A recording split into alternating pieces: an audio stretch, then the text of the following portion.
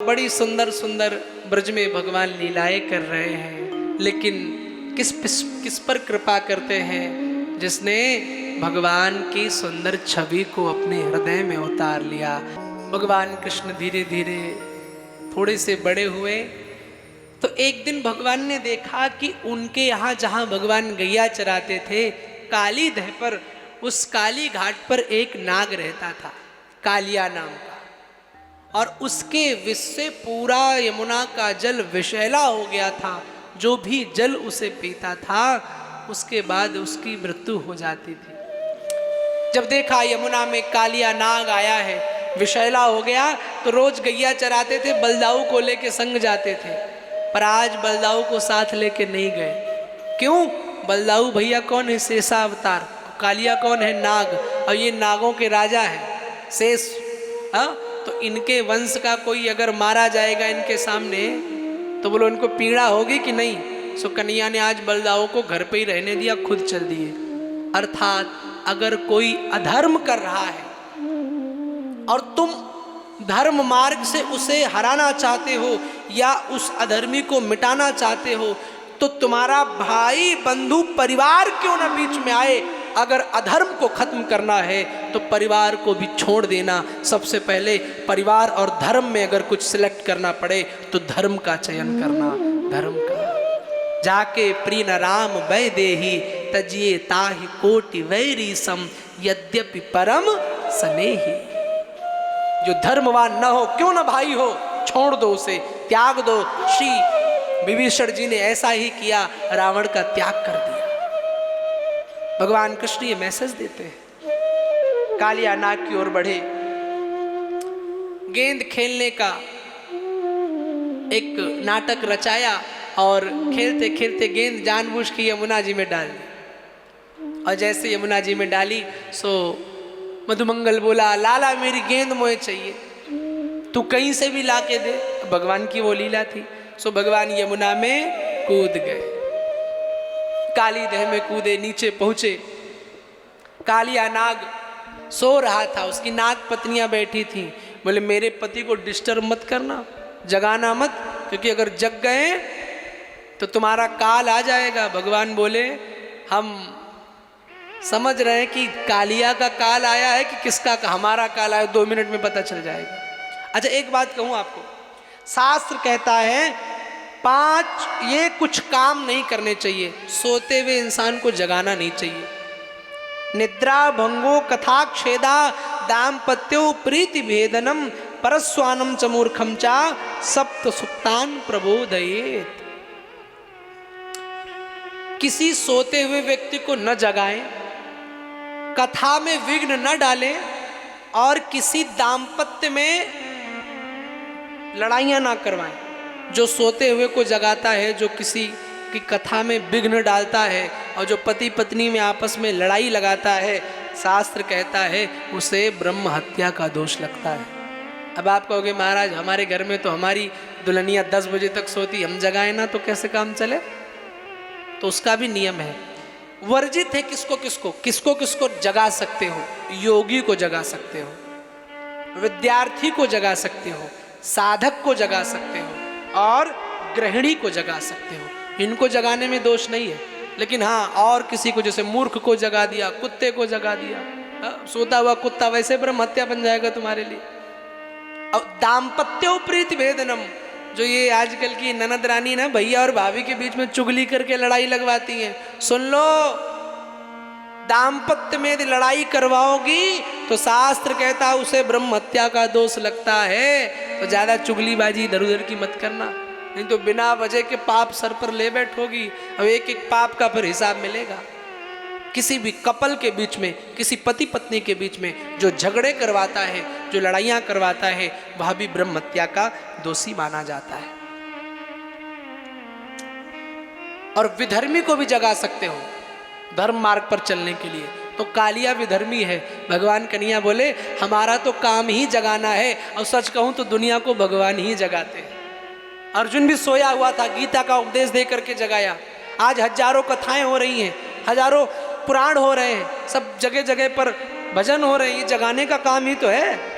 अब खाली तुम इसको एंटरटेनमेंट के लिए ले लो कि थोड़ा ताल ढोलक बजी, थोड़ा थप्पक थुआ कर ले, थोड़ा नाच ले, इसका विषय नहीं है। ये तो प्रमाद ना आ जाए, आलस ना आ जाए, इसीलिए भजन गा दिए जाते। और मैं तो 3 घंटे में 2 भजन गाता हूँ। वास्तविक ये पूरी संरचना, ये पूरी तैयारियां आपको जगाने के लिए गई हैं कि आप जग जाओ। अब बहुत सो गए, अब बहुत सो चुके। मोह निशा सब सोवन हारा, पूरा जगत मोह में सो रहा है। उठ जाग मुसाफिर भोर भई, अब रैन कहाँ तू सोवत है। जो सोवत है वो खोवत है, जो जागत है वो पावत है। अब जाग जाओ। शिवानंद की वाणी सुन के टीवी वालों थोड़ा जगो, थोड़ा भक्ति में बनो, सुंदर माहौल, सुंदर आचरण करो। 3 दिन कथा सुने हो, कुछ तो जीवन में अपनाओ। कल मैंने टीवी पर कहा था तुलसी का वृक्ष भेजना, हजारों लोगों ने भेजा मुझे। आज मैं कह रहा हूँ टीवी पर, मेरा व्हाट्सएप नंबर चल रहा है 9198 वाला। आपने मेरी इस 4 दिन की कथा से अपनी कौन सी बुरी आदत छोड़ी, मुझे लिख करके भेजो। मैं आपकी प्रशंसा व्यासपीठ से करूंगा, पर छोड़नी पड़ेगी, केवल लिख के नहीं। 4 दिन में कौन सी बुरी आदत आपने छोड़ी या कौन छोड़ने वाले हो, हमारी वाणी मानकर देखते। जागो, कालिया मत बनो, सो मत। कालिया सो रहा था, भगवान आए जगाए, और जैसे भगवान ने जगाया कालिया की आंखें लाल लाल हो गई। आप भयंकर कालिया भगवान पर फुफकारने लगा, लड़ने लगा भगवान से। और लड़ किससे रहा है? ठाकुर जी से। अब जैसे लड़ने लगा, भगवान ने उसके फनों को ताड़ित करना शुरू किया। फन के ऊपर चढ़ गए और तांडव गति के साथ में भगवान नृत्य करने लगे। फड़ों पर नाचने लगे, भगवान नृत्य करने लगे।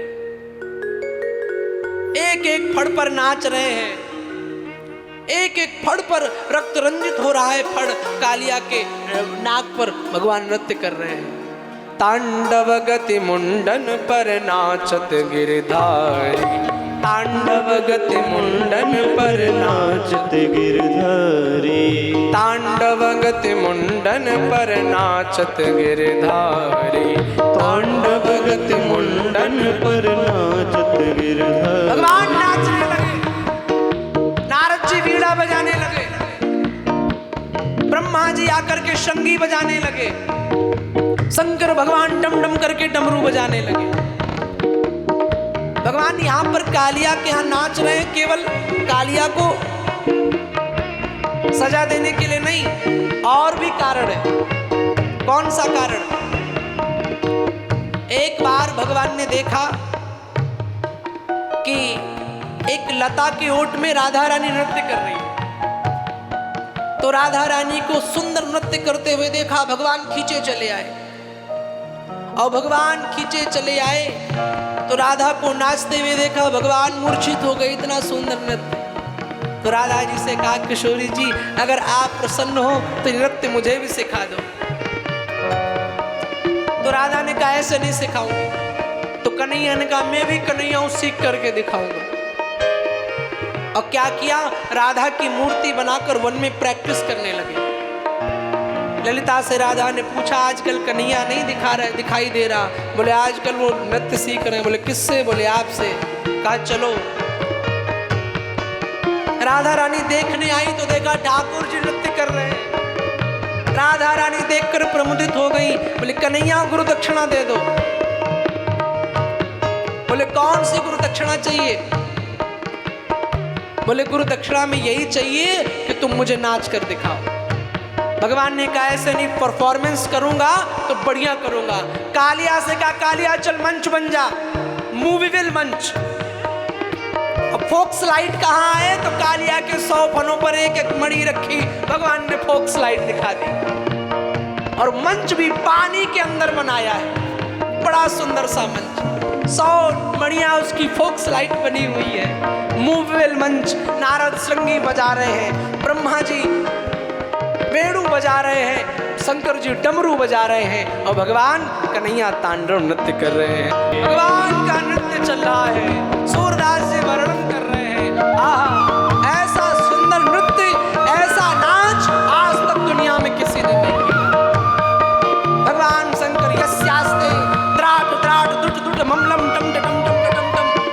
आ गए भगवान शंकर, जटाओं को खोल लिया। भगवान कन्हैया का नृत्य देख रहे हैं। भगवान कन्हैया का नृत्य हो रहा है और आनंद की लहरें बह रही हैं। मानो समुद्र उफान करके भगवान के नृत्य को देख रहा है। मानो यमुना महारानी कल कल करती हुई अपनी लहरों से नृत्य में सुंदर सुंदर जैसे जल वर्षा कर रही। सारे देवता आश्चर्यचकित हैं, कौन ऐसा सुंदर नाचने वाला आ गया, कौन नटराज ऐसा आ गया, कौन ऐसा है जिसने तीनों लोकों में तहलका मचा। भगवान गणेश मृदंग बजा रहे हैं, इंद्र आकर के ढोल बजा रहा है और भगवान कन्हैया का नृत्य चल रहा है। कले वरम विलंबिताम भुजंग तुंगवारिणाम टमट टमट टमट टमन निनाद वट्टमरवयम चकार चंड तांडवम तनोतु नः शिवा शिवा।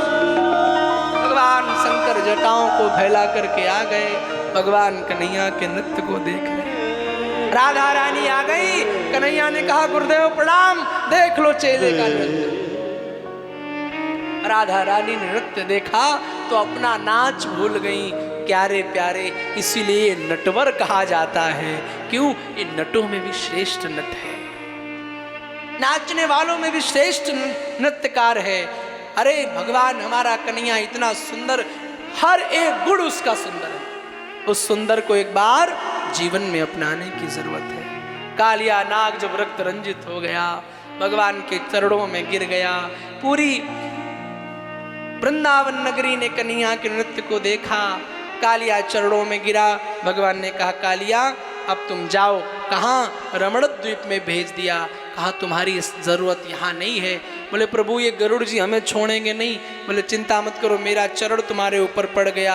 अब भगवान का चरण जिसके ऊपर पड़ जाए, दुनिया में बड़े से बड़ा गरुड़ उसका कुछ नहीं बिगाड़ पाता है। हमें चिंता नहीं उनकी, उन्हें चिंता हमारी है। हमारी नाव के रक्षक सुदर्शन चक्रधारी। सिर पर सीताराम, फिकर फिर क्या करना, क्या टेंशन लेना जब वो तुम्हारा हो गया।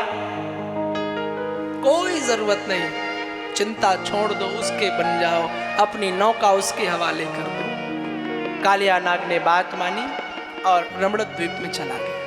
भगवान की इस लीला को देखकर सब बड़े आनंदित हैं, सब बड़े प्रमुदित हैं।